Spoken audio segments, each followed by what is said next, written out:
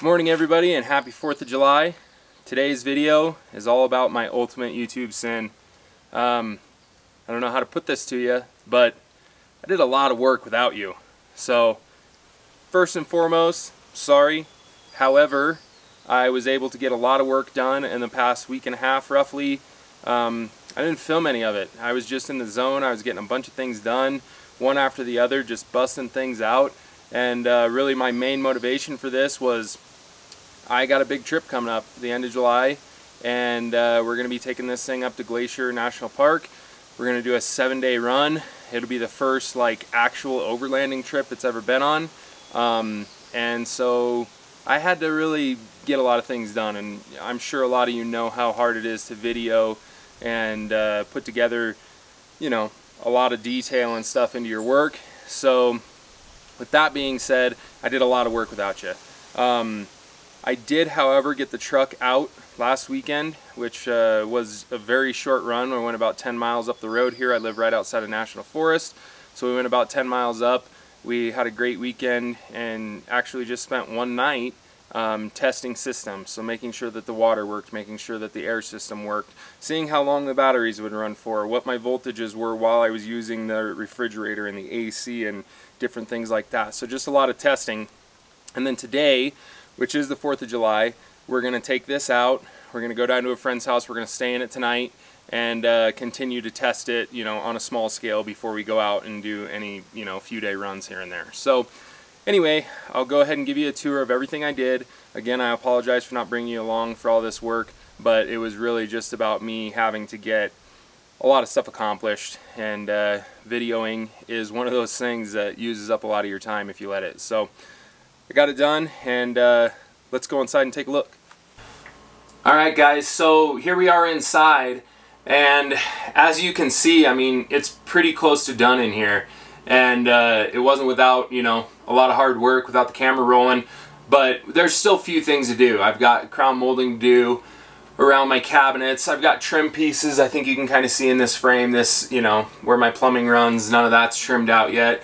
But small things like that still need done. But really, the way we finished this whole thing out was real simple. We added yellow pillows. This was my wife's idea. What a great idea. Pillows.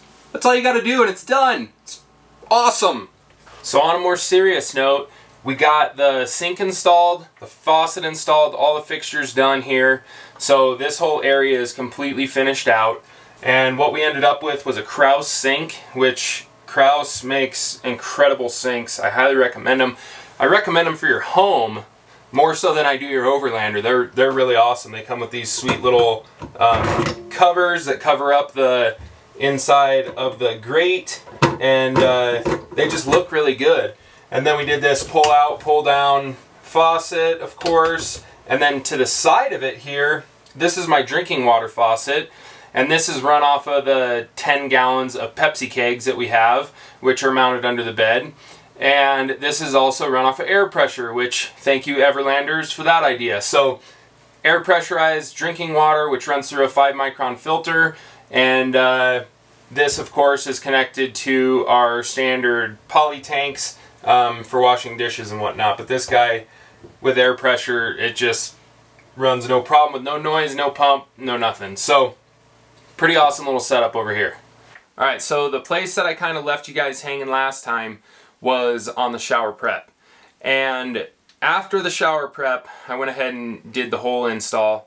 And it went pretty well. Of course, it was confined, it was compact, it was a tight space, and that was an interesting set of difficulties that usually you don't deal with when you're installing a shower. But it turned out great. I actually set all the tile to the exact dimensions of the Thetford toilet, so that way if the toilet ever has a problem, it can simply be removed and have a new one installed. So there's tile all the way behind the toilet on all 3 sides. So that was hopefully a really smart idea, and I hope I don't have to change the toilet ever, but at least I don't have to replace all the tile work if I do have to change the toilet. So that being said, I'll shoot the camera in there. You guys can check it out, see what you think.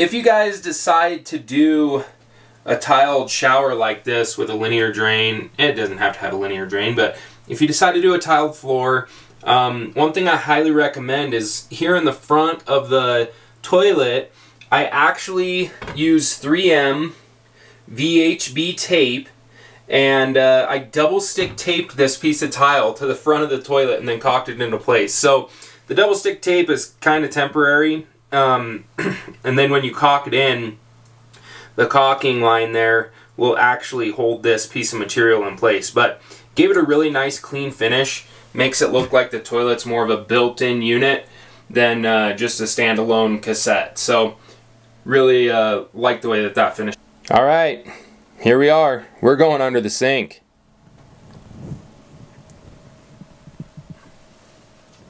So now that we're here, welcome my friends.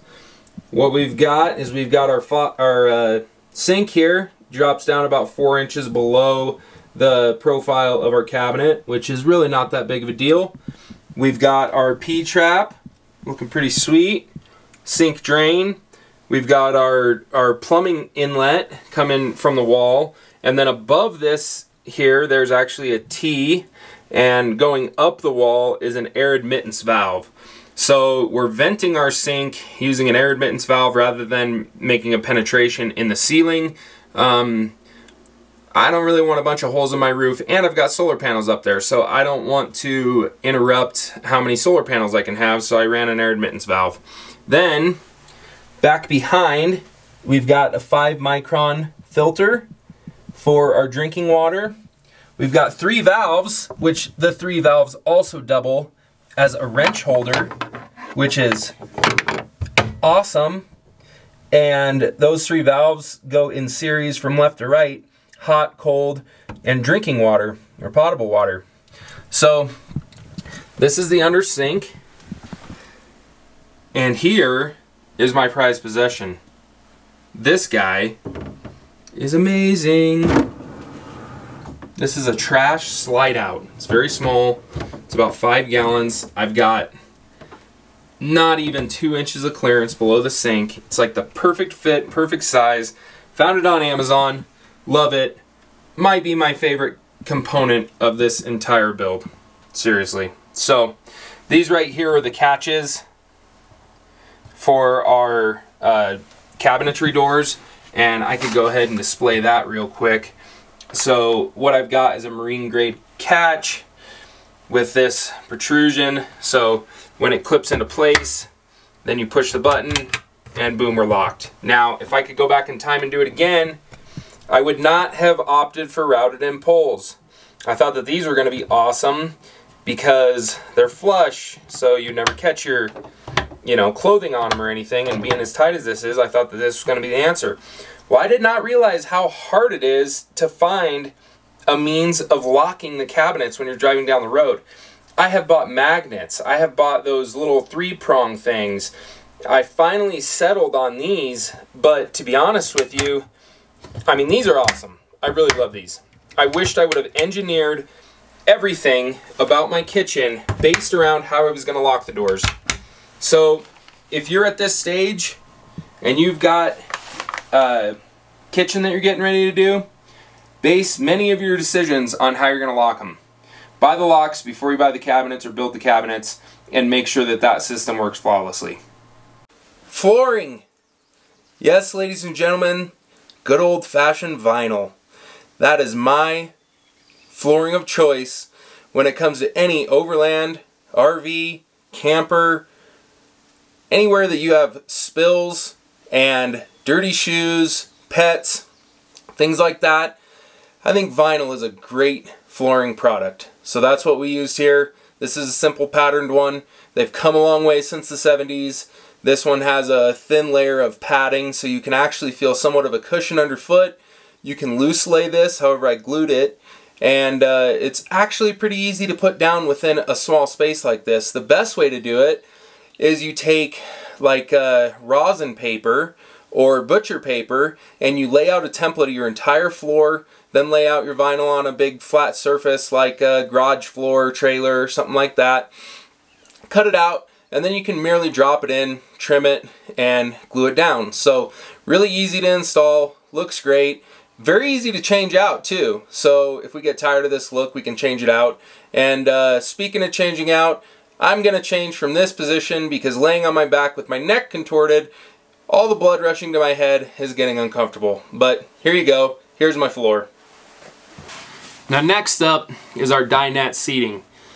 This dinette is built so that way our table can drop down and we can add 2 cushions. That being said, I needed cushions. Well, I tried getting a hold of somebody out of Denver, Colorado, and they were backed up, booked, and honestly blew me off. So I wasn't real thrilled with that experience. It added like an extra 2 weeks to my lead time to get these cushions done, and was slightly upsetting. So I made a phone call down to Grand Junction, Colorado to Grimsley Upholstery with John with the Grimsley team, and he pulled together these cushions for me. He did them in about a month's time, and they look great. They're 3-inch memory foam, so they're firm, but let's put it this way, I wouldn't want to sleep on them, but my kids with enough blankets will have no problem sleeping on them. So they're really nice brown piping with a tweed or woven fabric. I don't know how long they'll last as far as stains and everything, but they look good for now, and maybe we'll just have them do it again if they get too destroyed. But thank you to John and his team of guys to get these done for me in actually what was a really short amount of time. It took about a month, and it was expensive, but we got, you know, all the cushions done, including the 2 that drop in over the table, for about 1,400 bucks. So, Dinette cushions. Here's our bed, and this bed is a 7-inch memory foam mattress.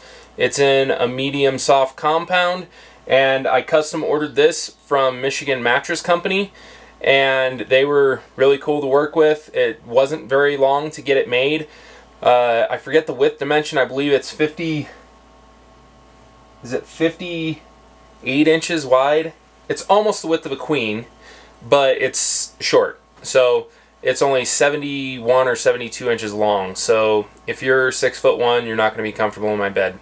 But thankfully my wife is 5'3", 5'4". I'm 5'8", 5'9". So we fit just fine, and the bed's really comfortable. It took about 2 weeks to get, and one neat thing is the custom mattress industry, I never knew, they offer custom sheets too. So under this beautiful yellow, what is this, a quilt, a woven throw, you know, whatever this guy is, under it, we got some pretty awesome sheets that were custom made as well, and I love the yellow. I hope you guys like it. My wife picked it all out. I think it's pretty cool. So anyway, we've got a bed now, so that's pretty awesome. And below the bed, of course, we've got the raised part that allows us to have storage underneath. So it's pretty sweet.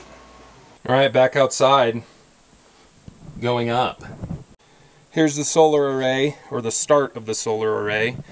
I've got 4 200-watt panels making 800 watts.